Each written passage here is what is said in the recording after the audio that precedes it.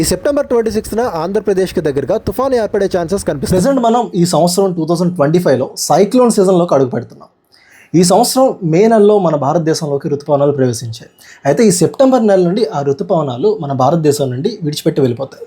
ఇటువంటి టైంలో ముఖ్యంగా మన ఆంధ్రప్రదేశ్ మరియు ఒడిశా రాష్ట్రాల మీద ఎఫెక్ట్ చూపించే విధంగా బే ఆఫ్ బెంగాల్లో సైక్లోన్స్, లో ప్రెజర్స్, డిప్రెషన్స్ అనేవి ఫామ్ అవుతుంటాయి. సెప్టెంబర్ 25 నుండి 27 లోపు ఒక సైక్లోన్ ఏర్పడే అవకాశాలు ఎక్కువగా కనిపిస్తున్నాయి. ప్రెజెంట్ మనం చూసినట్టయితే దీన్ని 98B ఇన్వెస్ట్గా పిలుస్తున్నారు.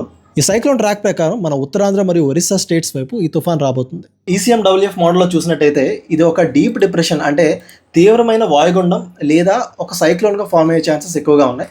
అలానే GFS మోడల్లో చూసినట్టయితే ఇది మోస్ట్లీ ఒక సైక్లోనిక్ స్టామ్గానే ఫామ్ అయ్యే ఛాన్సెస్ ఎక్కువగా కనిపిస్తున్నాయి. సో ఈ తీవ్రమైన వాయుగుండం, డీప్ డిప్రెషన్ కానీ ఈ సైక్లోన్ ఏదైతే ఫామ్ అవుతుందో అది 26th or 27th బలపడి మన కాకినాడ కోస్ట్ నుండి ఒడిస్సా వరకు, అంటే కాకినాడ, విశాఖపట్నం, శ్రీకాకుళం, అలానే ఒరిస్సా కోస్ట్, ఈ ప్లేసెస్లో ఎక్కడైనా సరే తీరం దాటే అవకాశాలు ఉన్నాయి. ప్రస్తుతానికి తుఫాను ఏర్పడే ఛాన్సెస్ 50-50గా ఉన్నాయి. ఒకవేళ తుఫాను ఏర్పడకపోయినా ఇది తీవ్రమైన వాయుగుండంగా మారి మన ఆంధ్ర, ఒడిస్సా రాష్ట్రాల మీద ఎఫెక్ట్ చూపిస్తుంది. అండ్ ఇక్కడ రైన్ ఫోర్కాస్ట్ చూసినట్టయితే సెప్టెంబర్ 23 నుండి మన ఆంధ్రప్రదేశ్లో వర్షాలు మొదలవుతాయి. ఒక మోస్తారు నుండి భారీ, అతి భారీ వర్షాలు కూడా సెప్టెంబర్ 27 వరకు కురిసే అవకాశం. ఏ లొకేషన్లో ఇది తీరం దాటుతుంది అనేది మనకి అల్పపీడనం, అంటే లో ప్రెజర్ ఫామ్ అయిన తర్వాత మనకు తెలుస్తుంది.